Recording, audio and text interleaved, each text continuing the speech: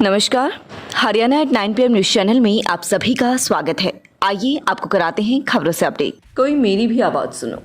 मैं खरखुदा का sewer system बोल रहा हूँ। आज मैं आपको अपनी दर्द भरी दास्तां सुनाने जा रहा हूँ, क्योंकि मैं भ्रष्टाचार से पूरी तरह से दुखी हूँ। आपसे अनुरोध है कि आप मेरी पूरी दास्तां सुने। एक तरफ प्रदेश सरकार ने खरखुदा में मारुति उद्योग लगाने के लिए कमर कसी हुई है और मारुति ने पैसे जमा करा दिए हैं, जिसके चलते खरखुदा का नाम तो पूरे देश में हो गया, क्योंकि मारुति कंपनी देश की सबसे बड़ी कार निर्माता कंपनी है, जिसके कारण खरखुदा का नाम लगातार प्रसिद्ध भी हो रहा है। लेकिन यहाँ पर सुविधाएं ना होने से विकास के मामले में तो खरखुदा पिछड़ रहा है। इसमें सरकारी इंजीनियरिंग व प्रशासन का पूरा रोल है। खरखुदा में जब भी सीवरेज लाइन की बात आती है तो खरखुदा वासियों के मुंह से निकलता है कि सीवरेज लाइन ठप पड़ी है, जिन्होंने खरखुदा की पानी निकासी का बट्ठा बिठा रखा है। सीवरेज लाइन दबाने व व्यवस्था के मामले में उबड़ खाबड़ मैनहोल इंजीनियरों व ठेकेदारों की मिलीभगत बयां कर रही है कि मेरा कोई न कोई ढक्कन शहर में टूटा हुआ रहता है। खरखुदा में आने के सभी एंट्री पॉइंट पर मैं अधिकारियों व नेताओं को एहसास कराता हूं कि मेरे माध्यम से हजारों नहीं करोड़ों का भ्रष्टाचार खरखुदा में किया गया है। जनता के पैसों का दुरुपयोग किया गया है। सभी अधिकारी व नेता गंदगी से गुजर जाते हैं। बारिश के दिनों में तो सीवरेज लाइन की बदहाली के कारण सीवरेज का पानी दुकानों व घरों में भी घुस जाता है। पिछले 2 वर्षों से तो सीवरेज का गंदा पानी खरखुदा से सबसे बड़े कार्यालय एसडीएम, न्यायालय व तहसील परिसर में पहुंच गया था।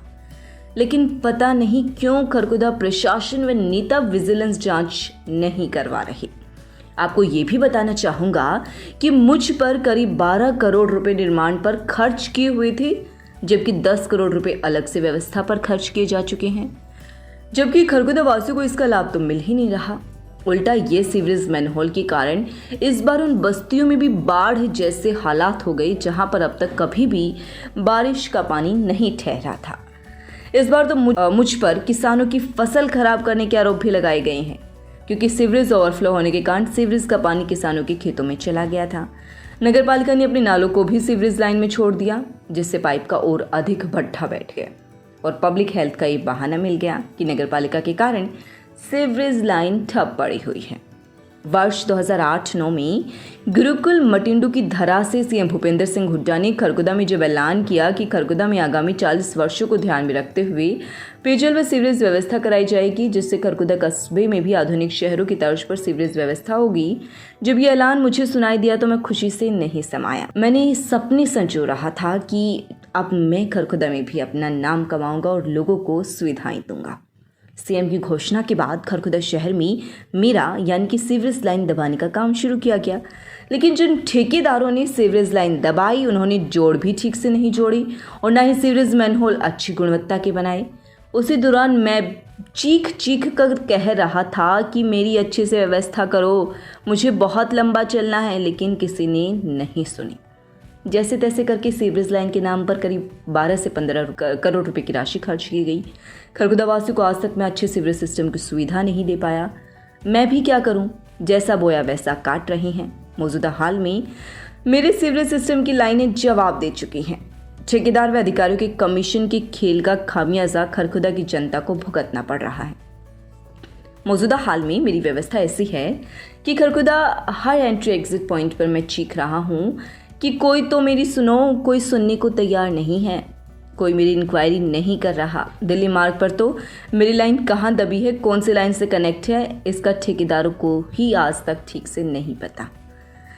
ठेकेदार लाइनों को दबाकर नक्शा भूल गए, लाइनों को कनेक्ट करना भूल गए, अप्रोच लगाकर लाइनें दबाने का खर्च सरकार से निकलवा चुके हैं। मेरी ठीक से व्यवस्था न करने के कारण खरखुदा के सोनीपत मार्ग, रोहतक मार्ग, सापला मार्ग व दिल्ली मार्ग पर लगभग पूरा साल गंदगी का आलम बना रहता है। लेकिन आज तक मेरी व्यवस्था ठीक से नहीं हो पाई है।